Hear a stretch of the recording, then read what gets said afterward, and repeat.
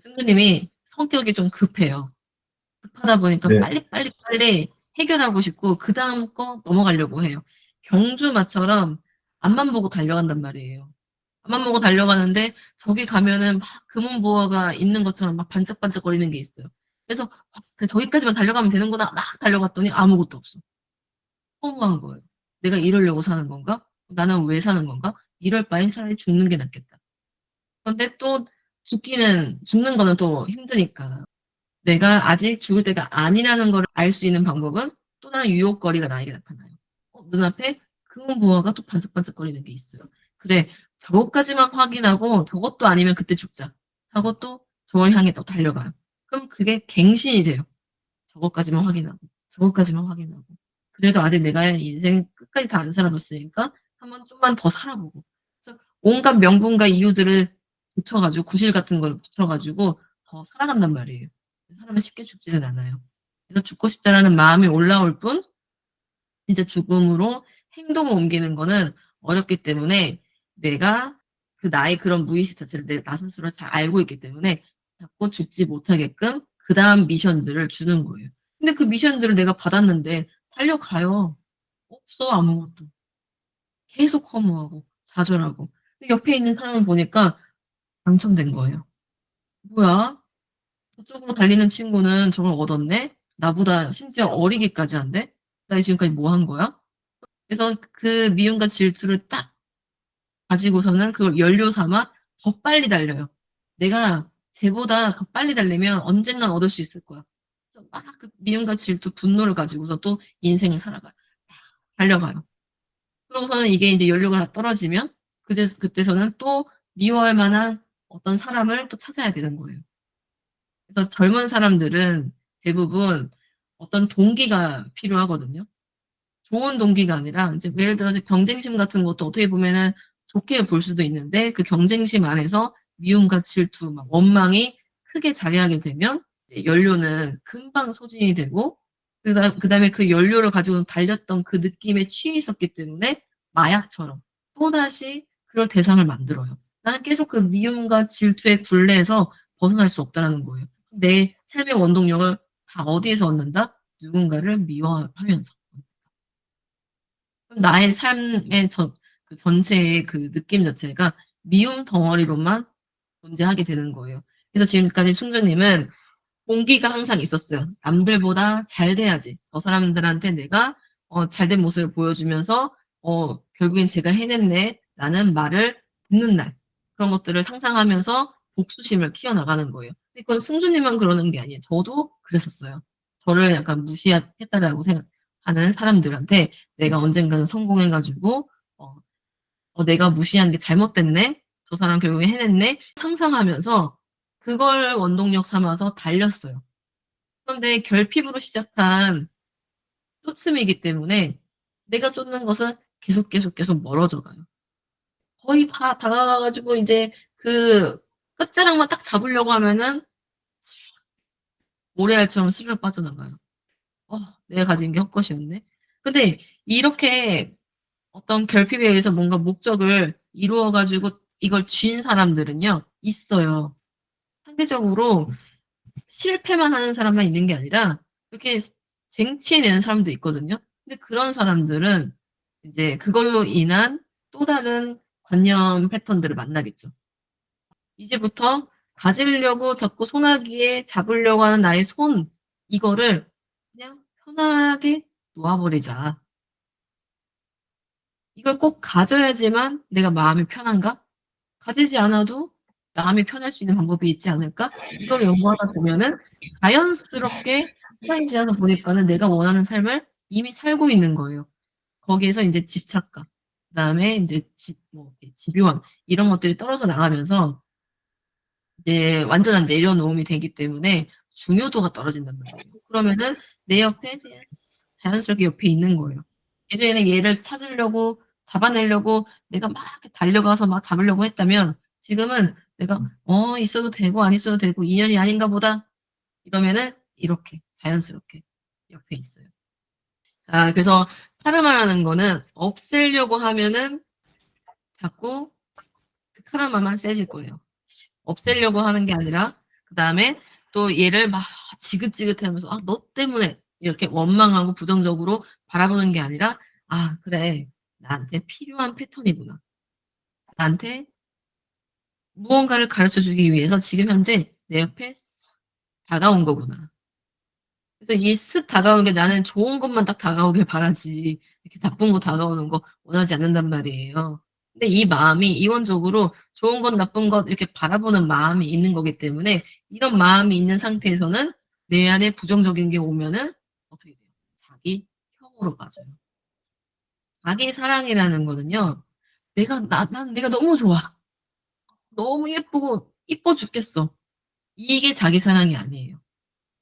이거는 우리가 사랑이라는 것 자체를 인제 어떤 자기만의 기준에 따라서 바라보고 있는 거긴 한데 사랑은 뭔가 이렇게 예뻐해 주고 막 이렇게 원하는 거 다 들어 주고 뭐 그다음에 어 이 친구의 삶을 응원하고 막 잘 되기를 바라고 막 이런 것만이 사랑이라고 하는데 어떤 사람이 계속 잘 되기만 하잖아요. 그러면 그 사람이 나중에 작은 실패를 경험했을 때 쉽게 무너지고 더 살 수 있는 사람이 자살을 선택할 수도 있어요. 삶이 태어난 순간부터 탄탄대로였다면 마지막에 탄탄대로가 아닌 나에게 약간의 시련이 작은 시련이 오면은 크게 무너진단 말이죠. 그런데 삶 안에서 부정과 긍정이 이렇게 조화롭게 왔다 갔다, 왔다 갔다 하잖아요. 그러면은 '아 지금 이렇게 하강했으니까 상승할 날도 오겠구나. 오늘 상승했으니까 하강하는 날도 오겠구나.' 이 자연의 이 웨이브의 흐름을 받아들이면서 그냥 '아 여기 안에서도 배울 게 있겠지.' 그리고 이 시련의 고통을 내가 느끼고는 있긴 하지만 이것 덕분에 나중에 어떤 또 다른 시련이 왔을 때 그걸 이겨낼 힘을 경험한다라는 거예요. 제가 과거에 안 좋은 일들이 있었을 때마다 그거를 한탄하면서 '내가 왜 이런 사람들을 만났지?' 비난하고 미워하고 그랬을 때는 몰랐어요. 그런데 나중에 비슷한 사건이 딱 벌어졌을 때 '아 그냥 놓아 버리자. 그럴 수도 있지.' 이런 좀 자유로운 마음을 갖게 돼요. 첫 번째 겪었을 때는 무조건 힘들죠. 경험이 없으니까. 근데 두 번째 겪었을 때는 '아 그래. 내가 과거에도 겪어 봤었는데 그 과거의 흐름처럼 또 해 봤자 나만 손해야. 누군가를 미워하고 누군가를 막 원망하는 것 자체가 나 스트레스 받고 나만 힘들어. 어떻게 해서든 내 삶에 살 구멍은 만들어질 거니 그냥 좀만 좋게 생각해 보자.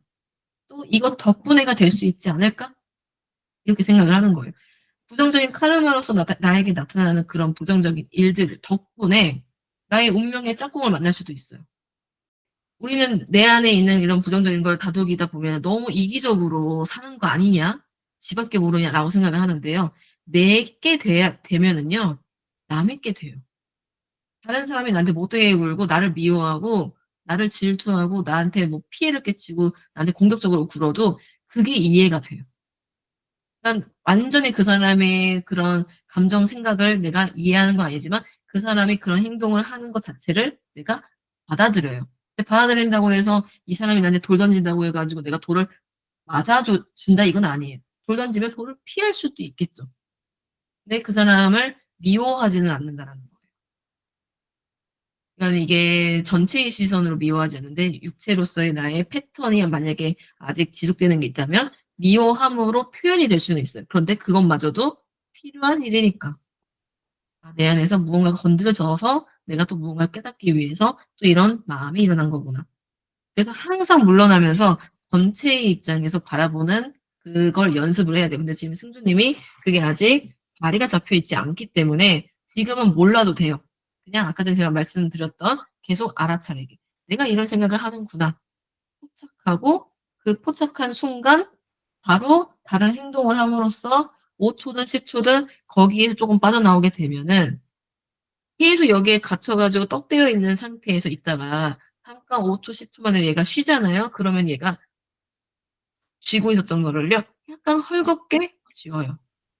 집착이 쪼끔씩 쪼끔씩 떨어져 나가기 시작을 해요. 그래서 나에게 나타나는 부정적인 카르마들은 다 나를 도와주기 위해서 나타나는 것들이다. 그리고 우리 부모님으로부터 영향을 받은 것은 있기는 하지만 100%는 아니다. 왜냐?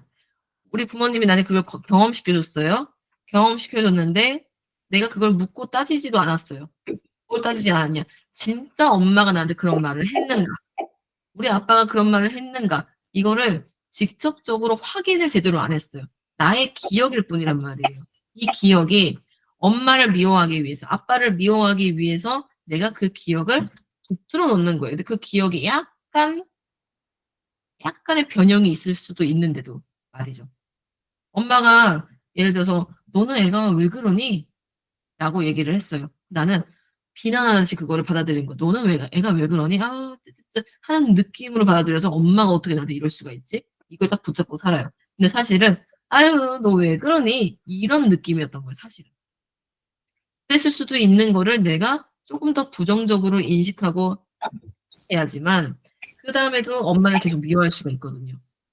지금 내가 엄마를 인정하지 않는 현재의 모습이 있기 위해서는 우리 엄마가 그 행동을 해야만 했겠죠. 원인과 결과로서 우리가 이제 시간이 흐른다라는 이제 인식 안에서 살고 있기 때문에 원인이 있기 때문에 결과가 있다라고 생각을 해요. 이게 되게 자연스러운 이제 흐름이거든요. 인간이라면. 그런데 결과가 있기 위해서 원인이 있어요. 그리고 원인이 있기 위해서 결과가 있어요. 얘네들은 그냥 계속 순환하고 있어요. 그 안에서. 결과를 위해서 원인이 있고 원인을 위해서 결과가 존재한다. 그래서 현재 내가 엄마를 미워하는 마음이 있잖아요. 이 마음을 내가 붙들기 위해서는 우리 엄마가 나한테 이런 말을 했죠. 우리 엄마 오늘도 또 싸우네? 우리 엄마 오늘도 또 이러네? 또 집안에 물건이 가득하네? 아유, 그럼 그렇지.